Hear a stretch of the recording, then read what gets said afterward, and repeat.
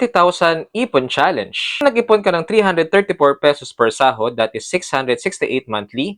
In 1 year, that is 8,016 pesos. And in 5 years, that is 40,080 pesos. 417 pesos naman ang inipon mo per sahod, that is 834 pesos monthly. In 1 year, that is 10,008 pesos.